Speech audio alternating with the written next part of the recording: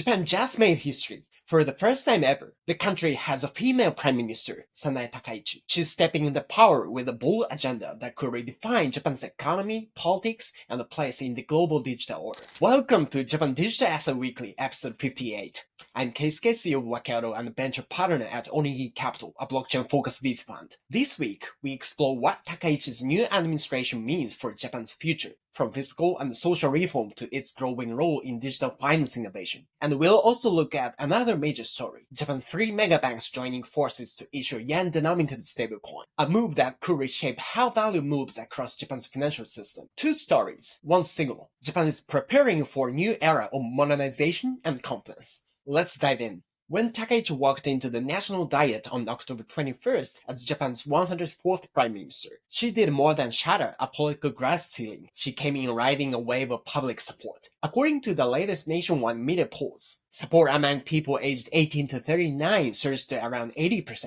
up from about 15% under the previous regime. Other generations also show strong approval in the 60 to 70% range, a rare level for a new cabinet. That momentum gives her government a clear mandate to deliver, especially on reform and digital policy. Her first move was bold, ending the LDP's decades-long coalition with Komeito and forming a new alliance with Nippon Ishin-no-Kai, the Japan Innovation Party. That alone signals government promising reform, fiscal discipline, and digital transformation. First, fiscal and social security reform. Ishin's platform centers on reform that cuts its own costs. It seeks to lower social insurance burdens by roughly $400 per worker per year and make preschool through graduate education tuition free, boosting disposable income and productivity. Second, economic security and industrial policy. The administration plans major investments in semiconductors, AI, and cybersecurity, while revisiting Japan's energy mix, reopening the nuclear debate, and accelerating renewables. Technology and energy independence are now framed as national security priorities. Third, regional revitalization.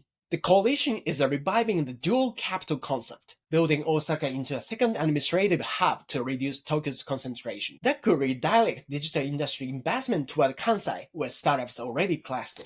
And finally, digital governance and innovation. Takaichi's team views AI, semiconductors, and Web3 as state-led growth engines, blending industrial policy, security, and administrative reform. The focus: domestic capacity and AI and advanced chips, stronger digital sovereignty and cybersecurity, and faster administrative DX nationwide. Public projects already reflect this, from the nationwide shift to the government cloud to local offices adopting AI chat systems for citizen services. These efforts aim to make government faster and leaner while nurturing homegrown AI talent. Japan is also reinforcing digital sovereignty, keeping critical data, cloud infrastructure, and communications under domestic control. That means exploring national cloud standards, tighter cybersecurity, and less reliance on foreign networks. Within this framework, Web3 and blockchain are treated not as hype, but as part of Japan's industrial transformation. Regulators are clarifying token rules and tax treatment, while pilot programs expand blockchain use in finance, supply chains, and public data. In short, the Takaichi government's digital strategy fuses AI, DX, and national security into one agenda, using technology not just to modernize administration, but to define Japan's next phase of growth. The new finance minister, Satsuki Katayama, respected for her fintech expertise, has signaled that digital asset taxation could be reviewed under a broader modernization push.